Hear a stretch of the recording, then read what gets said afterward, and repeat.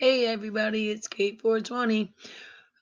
Back like I said with another video. Not my normal subject matter, but definitely my responsibility as an American citizen and as someone who believes that the Bill of Rights, my rights are inalienable rights that were given to me by God and not man. Therefore, I believe they can be taken away by no one other than God. It is my responsibility to come to you today with the importance of the Second Amendment, but as well, I want you to see, I want to break down the truth about this or not so grassroots gun control movement because reality is that I think most of us can see there's been some deception, some propaganda, some misinformation, and some definite manipulation going on here. So let's get to work. I quickly wanted to just touch up on, some people, believe it or not, don't know the history of gun confiscation because that a lot of these youth are talking about bump stock bans and assault weapon bans, and one ban leads to everything. But the point of the matter is history repeats itself. I believe that's something we can all agree on, right? Okay. So, historically, there are several instances when government seized firearms from private citizens and then committed atrocities. In 1911, the Ottoman Empire began a gun confiscation program that led to the slaughter of 1.5 million Armenians. In 1938, Hitler's Nazi Party implemented gun confiscation that preceded the Holocaust. And in 1935, the Chinese forced citizens to turn over their firearms. Between 1935 and 1952, 20 million citizens were murdered. Similar gun control measures, gun seizures, and subsequent acts of violence have occurred in Cambodia and the Soviet Union, where unarmed populaces were left with little recourse when their governments initiated acts of violence. Excuse me. The Australian gun buyback program of 1996 resulted in a collection of approximately 650,000 guns. But did that serve to reduce homicide rates? Not according to a long term study that was released in 2007 titled Gun Laws and Sudden Death. Did the Australian firearms legislation of 1996 make a difference? By authors Janine Baker and Samara McPhedran. Basically, it just says that at the end of it all, it had no influence on homicide in Australia. You can read into it all you want. It shows that there was already homicide rates were already dropping steadily all the way up until the mass shooting that caused the legislation. Um, so in reality, it was the downward curve was already happening. So disarming legal citizens and stripping away gun ownership rights has no positive effect on public safety. I don't think that a lot of youth today, especially not the more recent Parkland victims, have an idea of what gun confiscation would actually look like. All we have are these old instances. So I'm going to give them a taste, them, you, whoever, just a taste of what gun confiscation in today's world would look like. This is just a few clips from the gun confiscation that took place during Hurricane Katrina.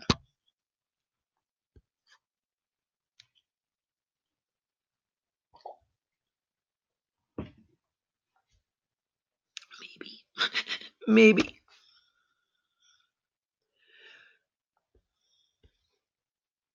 New computer wants to go slow. Come on.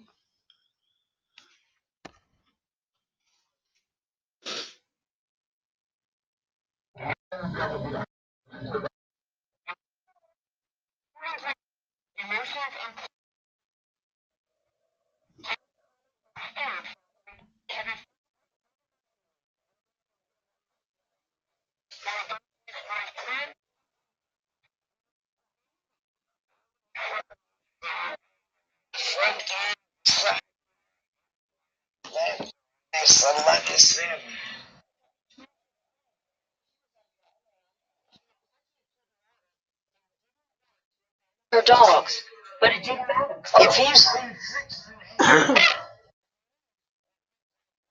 actors pushing you in a corner, you're in shock. I'm saying, look at all my food. I got plenty of food. They kept pushing me back,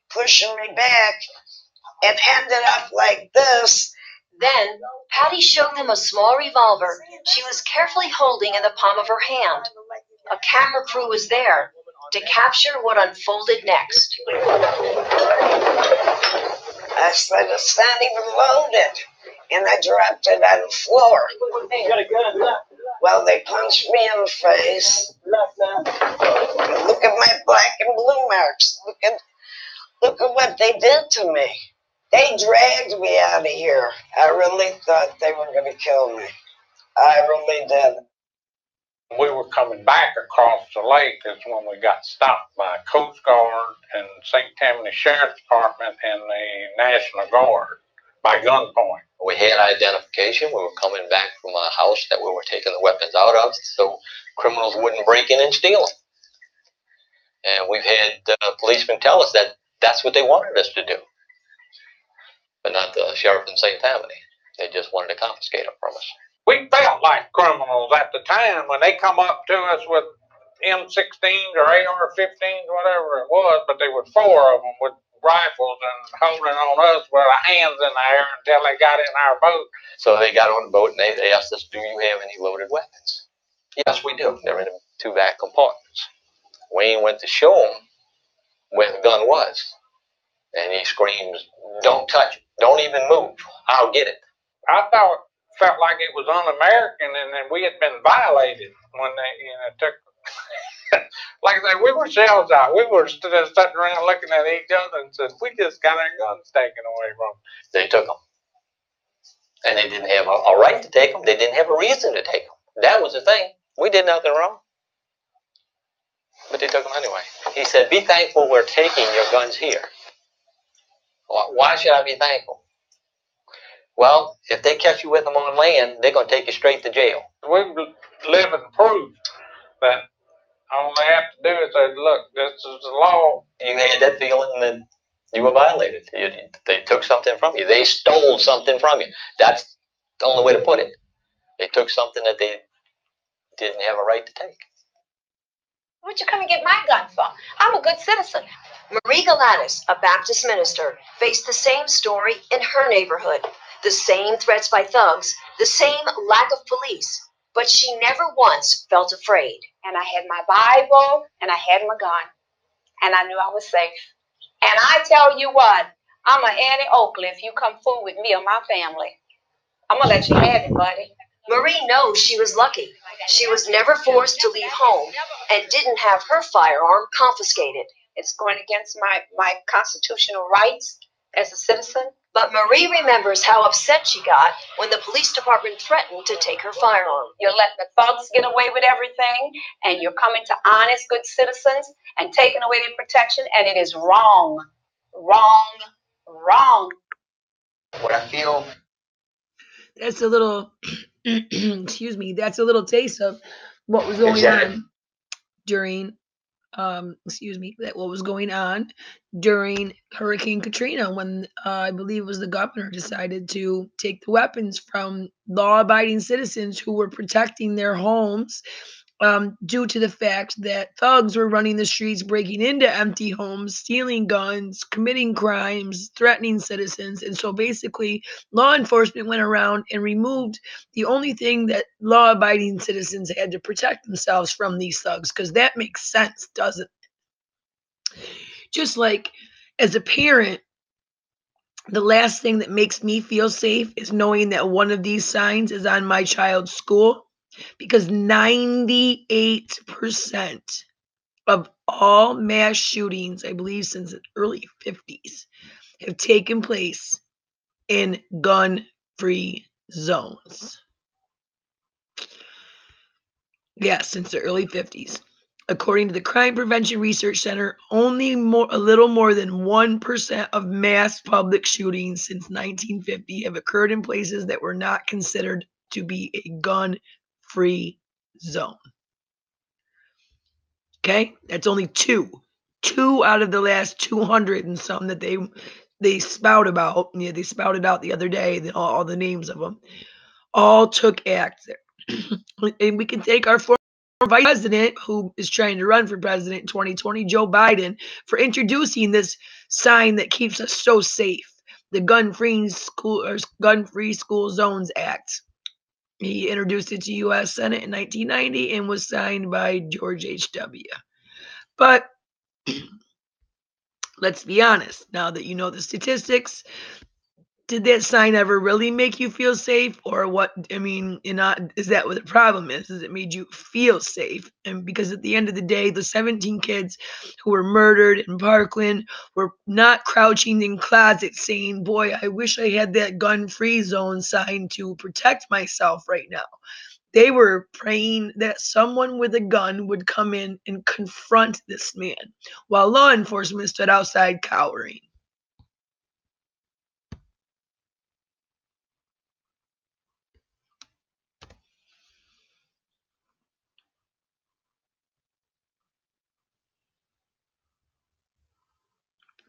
Come on.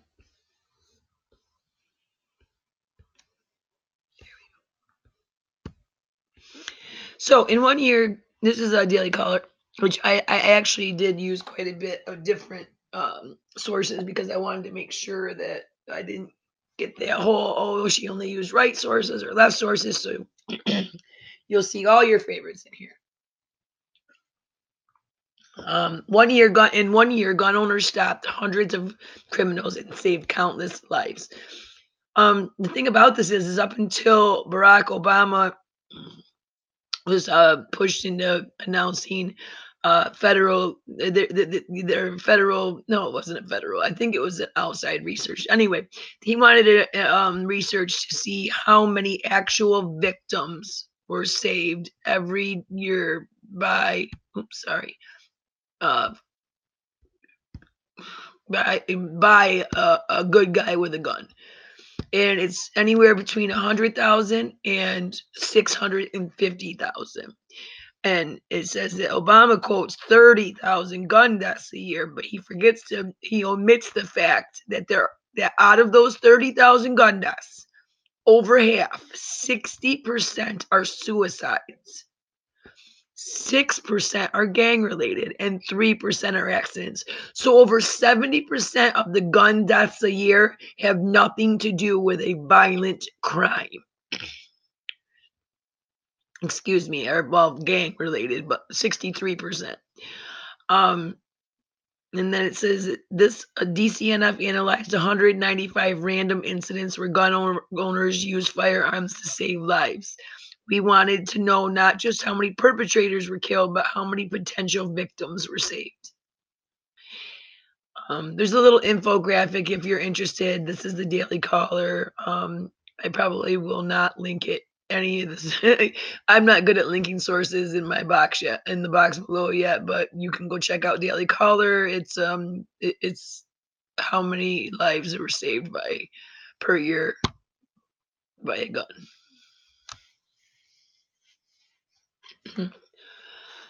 Excuse me. All right. Not just lives, but traumas. Guns prevent 3,600 rapes a day. The latest prisoner surveys. Now, you ask, how do you know? How can guns prevent rape? If the rape didn't occur, then how do you know rape was the intent? Well, the latest prisoner survey estimate that 3,600 rapes a day are never attempted because the victim either showed a gun, said she had a gun, or the rapist thought the victim had a gun for another reason. Wow. That was in 2013, y'all. So I'm sure that there's better even higher, more specific numbers out there now. But these are things that CNN is not telling you. These are things that your average gun control lobby groups are not talking about. There's some other things they're not talking about either, which we will get to.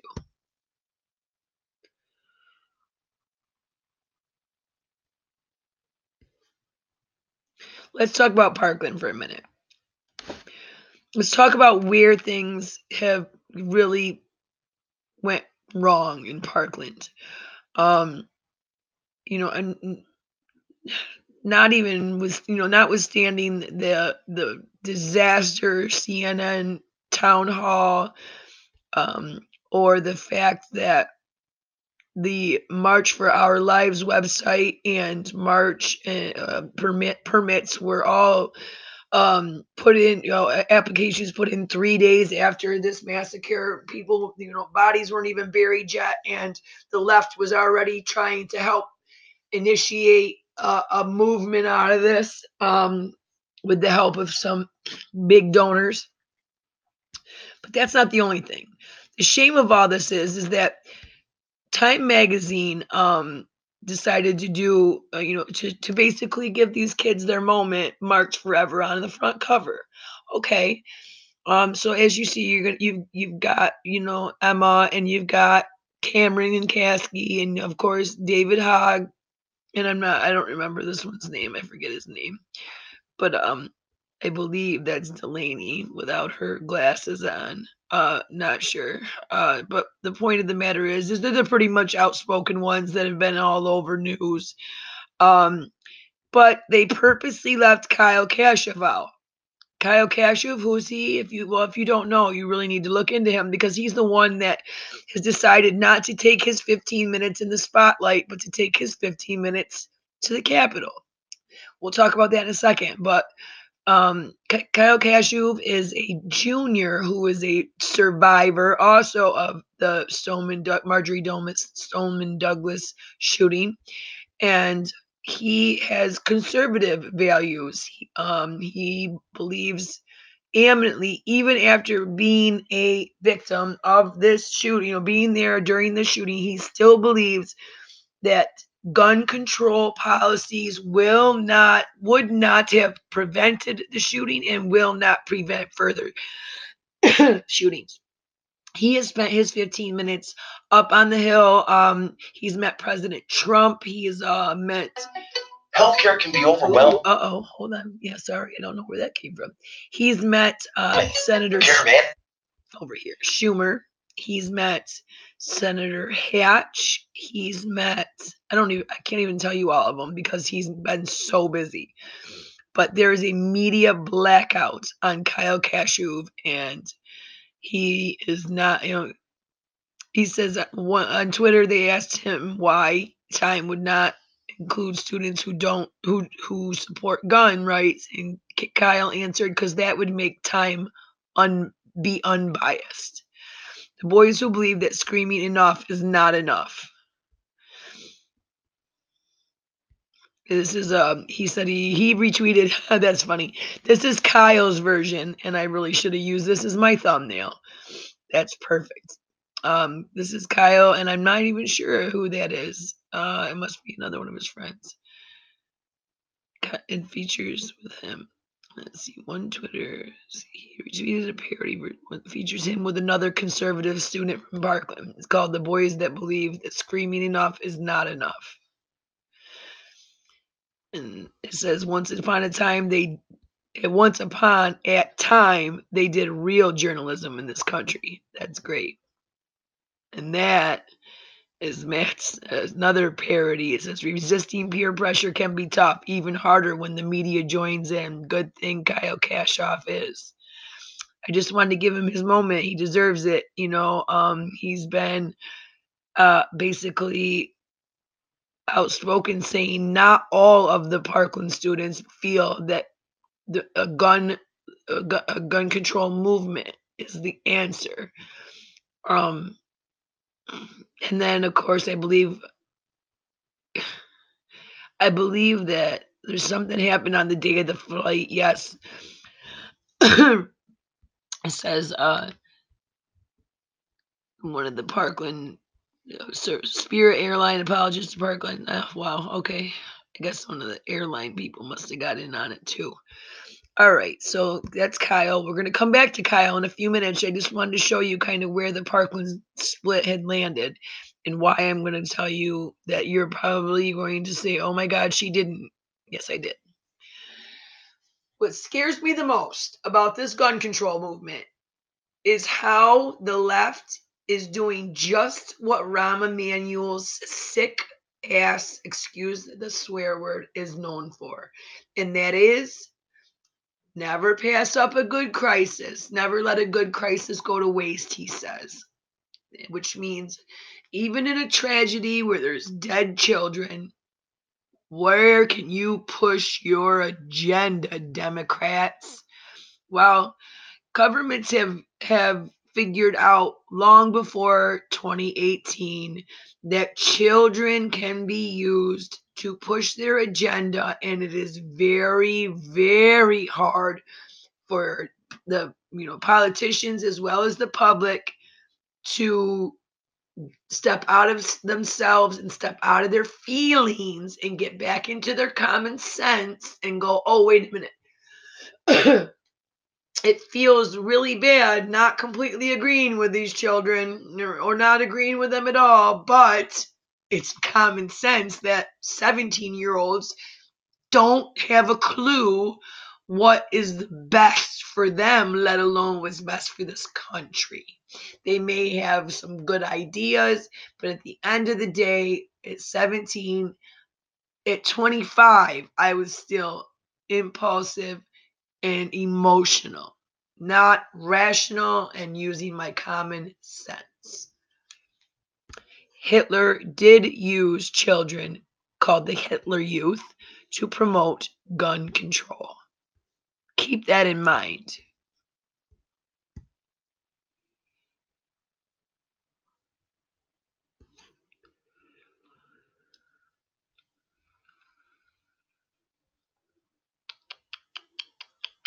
Come on.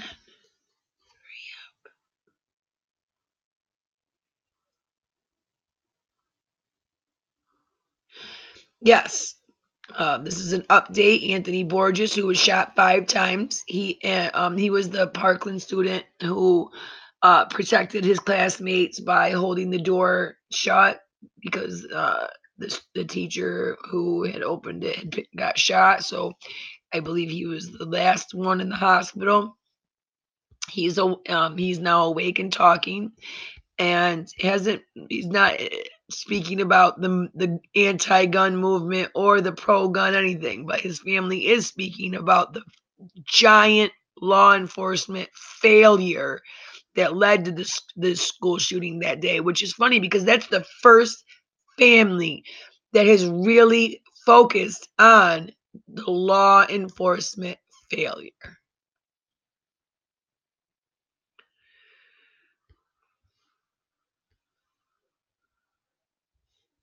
Ruh-roh.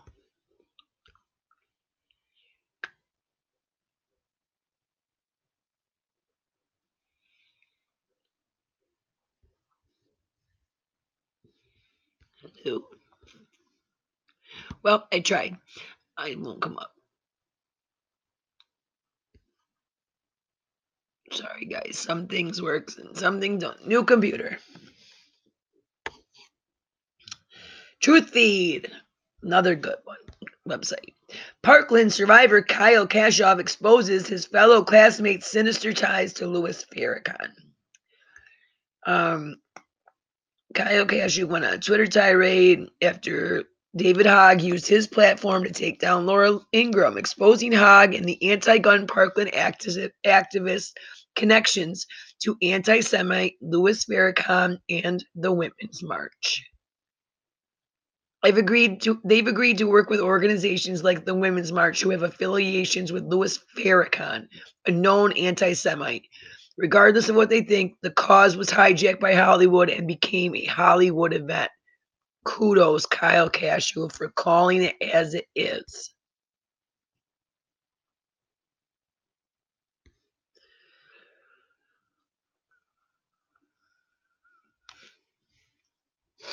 Excuse me. Here it is, guys.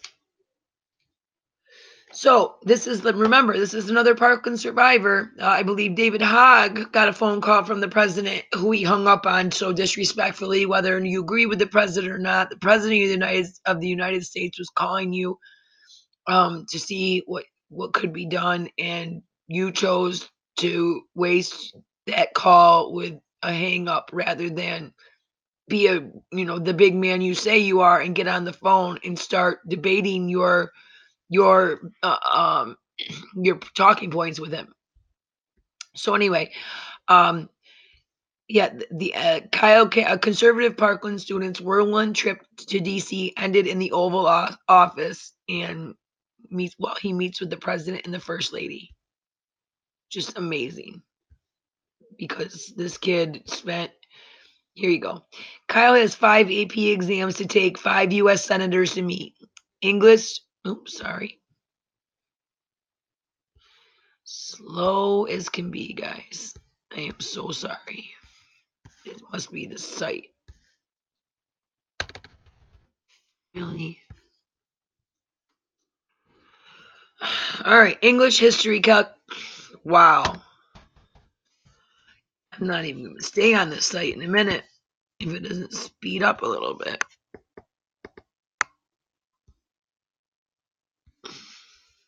English history calculus. Okay, there we go. Schumer, Murphy, Hatch, Rubio, and Cruz he met with. And this was all the day of the march. The 20, I believe it was the 24th. And he said right now with his life upside down, the senators were priority 1. So I think it's great. I think it's amazing that he took his time in the 3 weeks to get ready to go in and talk to all of these politicians that really needed to hear from someone with a level head without liberal media speaking for them.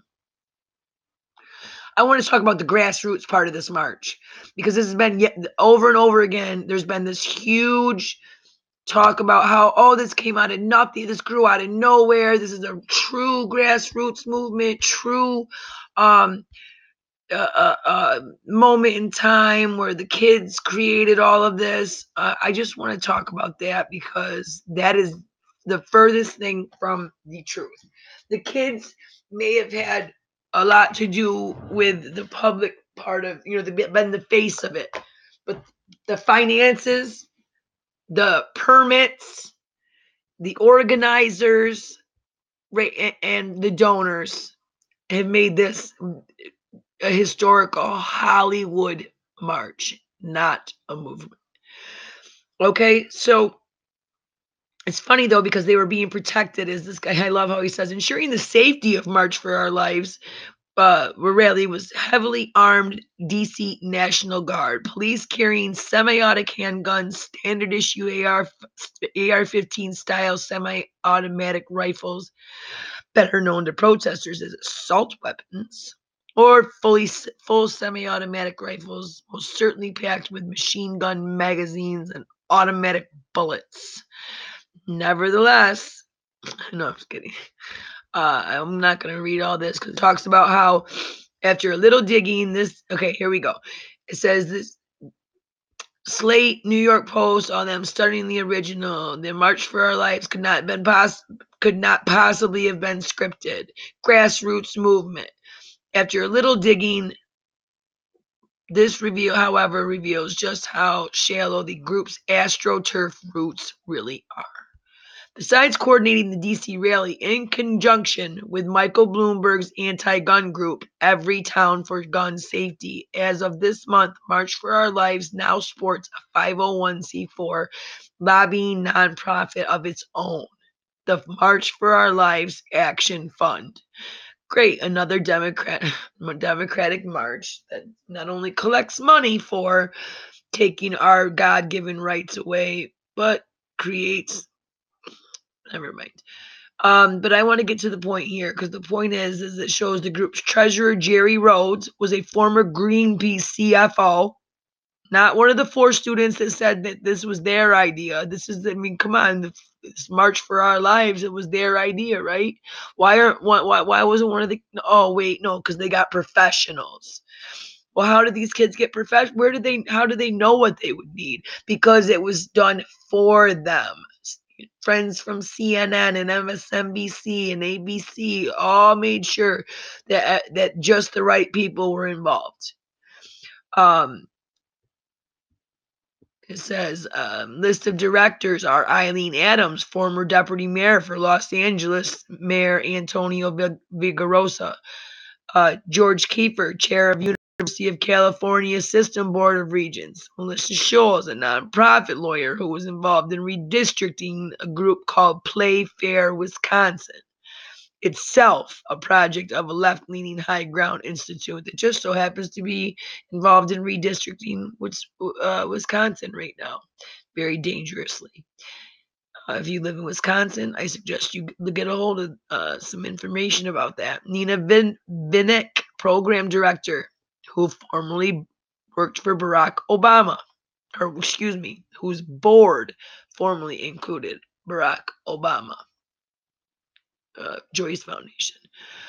And former legal director of the Law Center to Prevent Gun Violence, Netta Walker, and Planned Parenthood board member by the formerly employed by the National Council of La Raza and Alliance for Justice. That's insane. Those are two radical organizations. And board president Dina Katz, director of the Los Angeles Women's March Foundation. So there you go. Not to mention, I mean, let's keep talking. I mean, we could talk forever about the thousands of dollars, hundreds of thousands of dollars that were made from products. Oh, millions of dollars from donations, it says. And let's see here. Yeah, it says, hang on a second here. We don't want to let any adults take over because we're kids that created this whole thing, and we don't want to let the adults change that. Well, that's kind of funny because the adults did take over. I'm seeing George Clooney invested $500,000. George and Amal Clooney and Oprah met that, so that's $1 million right there off two people. Kanye West and Kimberly Kardashian and their daughter was there, as well as Miley Cyrus and many other celebrities who claim to be there to enjoy the day. Cynthia Nixon, so on and so forth. Yeah, I just don't feel like they're being at all honest. Let's talk about this. Let's talk about one of the biggest parts of the things that we've heard during this whole gun control movement. Because I don't know if you know this, but what you're looking at on my screen are two of the exact same guns, basically. I mean, and I'm going to say basically because this is a Ruger Mini 14. It is semi-automatic, and it uses a 223 ammunition. It holds... It is readily available. It means you can buy a 30-round magazine, but it looks like a non-scary hunting rifle, so it's okay. Now this is an AR-15, same semi-automatic, but for some reason called an assault rifle. Same 223 ammunition. Same 30-round magazines, has readily available 30-round magazines. I think they're being racist is what I think. I think people are looking at this gun on the bottom and they see black. And therefore, they are being racist. That's what I'm going to say from here on out when I see comments about AR-15s being assault rifles, because what makes them an assault weapon? They are absolutely no different than that. And if you tell me that this can take out 17 people in 3 minutes flat and this can't, well, I'm going to tell you, think again. This is a lever action rifle, not what you just saw. This must be pumped with a lever every time before the trigger is pulled.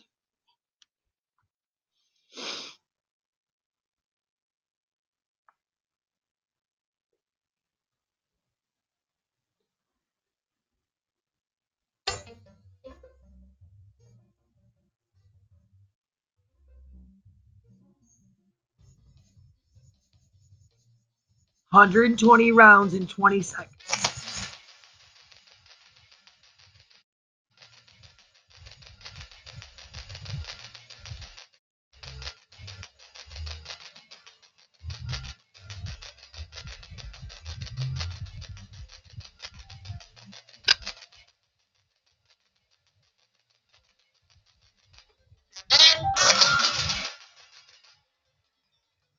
Okay? Now, if you're telling me that gun can't do the same damage as the black gun in the picture before, then you're lying to me, yourself, and the rest of the world. And we, as the people, are entitled to own the same weapons that we should be expected that our government would be coming at us with. Why can we not own an AR-15 if that's what is the regularly carried weapon of law enforcement? If we have to worry about our government using its law enforcement against its people and turning tyrannical, wouldn't we need the same weapons? I mean, what good would it be to go up against them with a weapon that is basically useless? Excuse me, hiccups.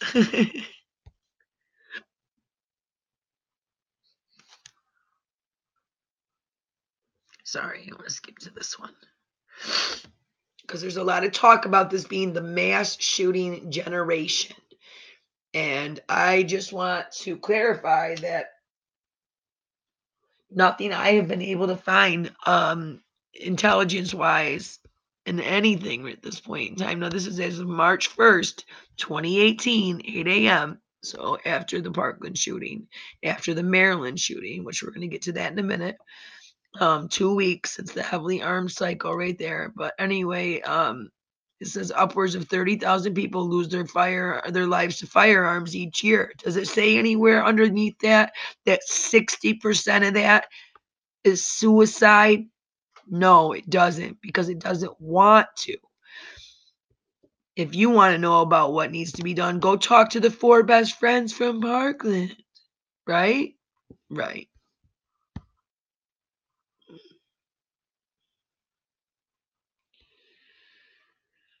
So about, I think it was a week to 2 weeks after Parkland happened, the worst thing that ever could have happened for the left's narrative happened.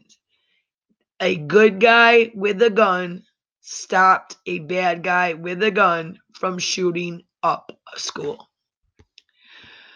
And it's not, David Hogg, I have to say this because David Hogg happened to say that the reason he didn't condemn the law enforcement that cowered outside instead of coming in and preventing, maybe even if they saved one of those 17 lives, he said he understands that he was scared to try to stare down the barrel of an AR-15. Well, let me tell you something. This officer who stopped the shooting in Maryland has not just faced down a shooter once. This was the second time he's faced down a shooter in his law enforcement career. So I want to give him his props. If you didn't know, shortly after Parkland, a Maryland school, a young man, 17-year-old Austin Wyatt, came in to school. It was first thing in the morning, and I believe he killed, or no, he shot a boy and a girl that I believe he had a dating history with. Either way, but then the resource officer approached him, and as he shot, they actually literally shot the gun at the same time. It says I was standing, and then it talks about, this is his last time, but the two literally shot at the same time. It was about a week or two later that they discovered that the Austin's gun was the one that took his life. However, he may not have took his life at that moment had he not been confronted by this law enforcement officer. How come you can always go to the ads, but you can't ever just get on the damn reading material? Oh, I hate that.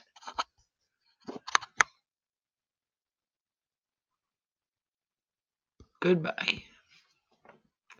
So, I want to talk about how many schools in this country already have had armed guards where it's not something abnormal, and how are those schools faring? So this is from March of 2013. It says armed school guards answer to preventing gun violence. So why 5 years ago were they starting to do this and then realizing that that this was working, and then suddenly it happens during an election year where the Democrats are really pretty much screwed, and now they've got these youth pushing their message for the 2018 midterms without even really having to try. So anyway, this is when a student opened fire in Atlanta middle school on January 31st. Panic ensued. One 14-year-old boy was shot in the neck as bullets flew across the courtyard of Prince Middle School. Students frantically ran for cover, but the school's off-duty guard reacted quickly, wresting the gun away from the shooter before anyone else was hurt. In the wake of the Sandy Hook Elementary tragedy that claimed 20 lives, the security provided by an armed school resource officer is becoming an increasingly critical component of school state safety. Earlier this year, the school board in Newtown, Connecticut also voted unanimously to request armed officers for the elementary schools in this area. Policymakers typically shield away from armed guards, citing its costly, over-the-top, ineffective remedy. But now more than ever, it's worth a second thought. Well, I, Kate 420, say it's worth a third.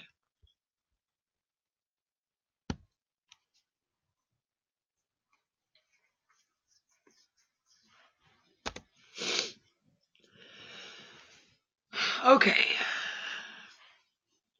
I want to talk about what the real problem is in this situation and in the last, I don't know, I can think of at least 5 to 8 myself, but what has been the one thing that across, from mass shootings in schools to mass shootings in churches to theaters to other forms of terrorists to nightclubs, whatever, what's the one key thing besides the psycho with a gun can we put together? Law enforcement drops a ball. They always had the warning, the details, the tips, the family members called it, whatever. Nicholas Cruz was the icing on the cake. Nicholas Cruz was a glaring yellow sign that said, this is what's wrong in our country. It's not the gun, it's the law enforcement dropping the ball. Why do we have all these spying programs where they can read, our text, our emails, our phone calls, all that stuff is in the FBI's reach, yet they still can't stop a shooting that they already know has a potential to happen with a name and everything. Let me give you some examples other than Parkland.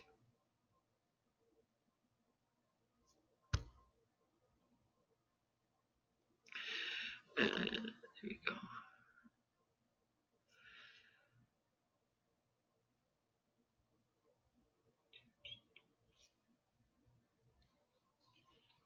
Dylan Roof.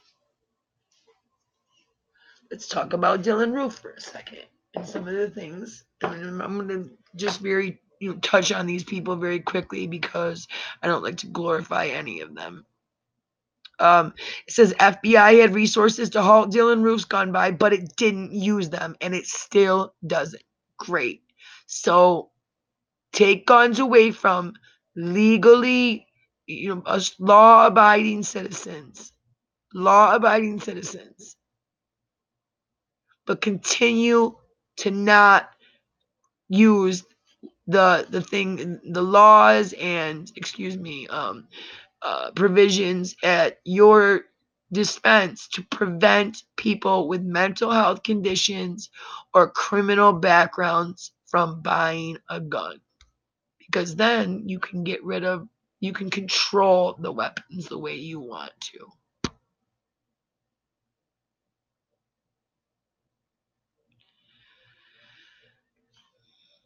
Next one. Someone seriously dropped the ball during the San Bernardino investigation. Well, I think we know that one. That's where the husband and wife shot up like Department of Social Services type place, I believe. Anyway, they've been dropping the ball even more than that in between. But I'm just showing you some obvious ones. I mean, we heard all about that they had tips and they had been following the girlfriend in this attack and had been watching her, but I think the case had been closed a year before they shot up their work.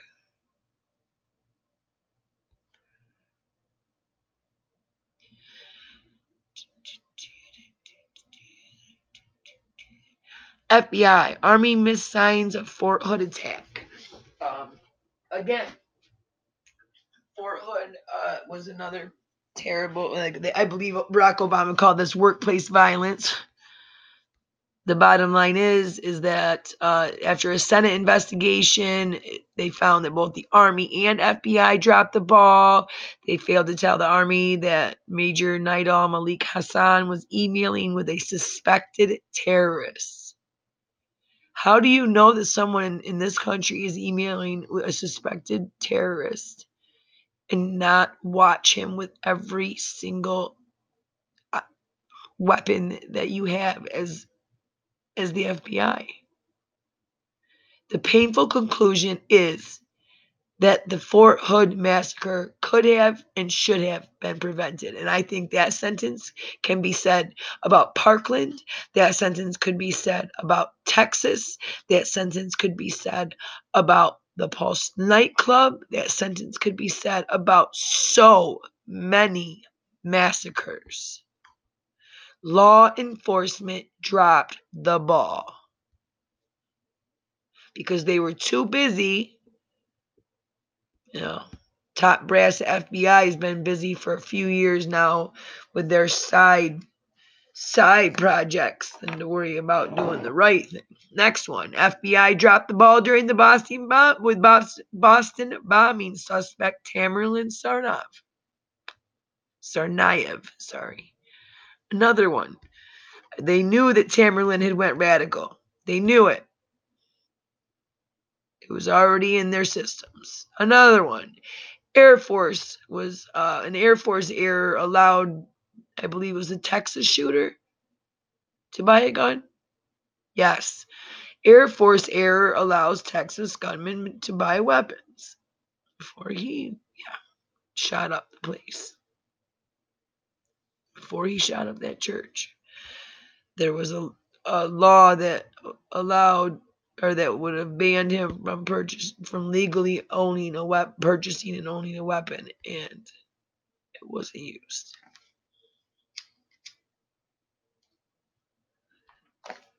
All right. What about yesterday? We have a shooting at YouTube. Yes, no one is killed but the shooter. But the shooters was missing for a few days. Missing persons report was made. Her father and brother claim that they told the police, they were very worried for her because she, was sounding very upset and that she sounded venting about her, content being discriminated and filtered and not YouTube not paying her anymore. Her family called police Monday. It says that he warned police she might be heading to YouTube headquarters because she hated the company. Again, law enforcement failed. At 2 a.m., they called her father, 2 a.m. the next night, the morning of the shooting. They called her father to let the father know that they had located her sleeping in her car in Northern California. Her father was worried and said if she's in Northern California, then she's there by YouTube. Could have, but rather than preventing a shooting, they were right here. Mountain View police told the family everything was under control.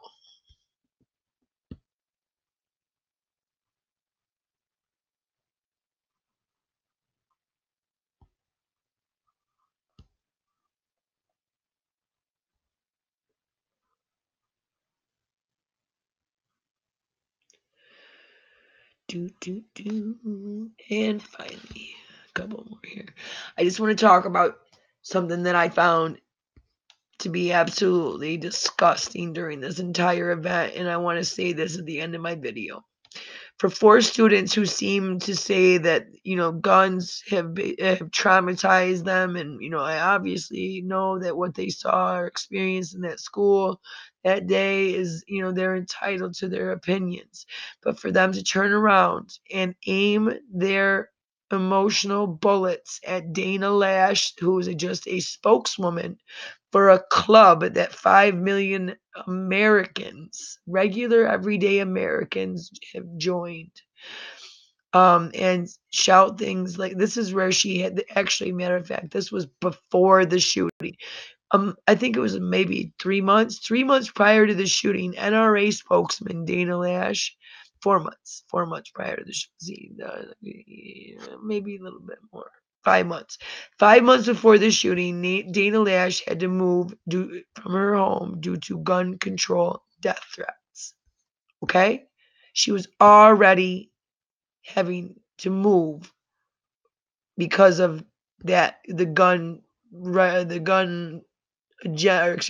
control agenda had radicalized enough people that they were literally harassing her day and night in her home, and she has young children.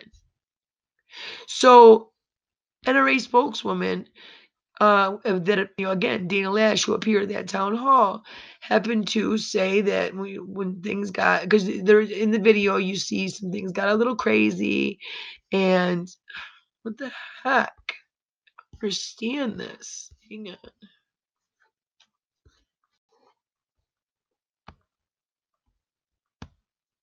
There. Okay.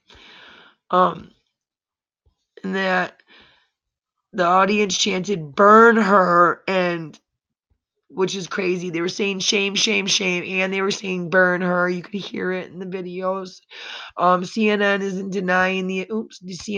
denying the account, but I just want to say, for people who claim to be wanting to take away guns to prevent violence, the fact that you aimed all of your emotion at Dana Lash instead of Scott Israel, the coward county sheriff who let you down and whose sheriffs let you down, whose sheriffs cowered outside rather than go in and save your friends, is a shame. And I believe all 4 of you and anyone else who participated in that owe her an apology.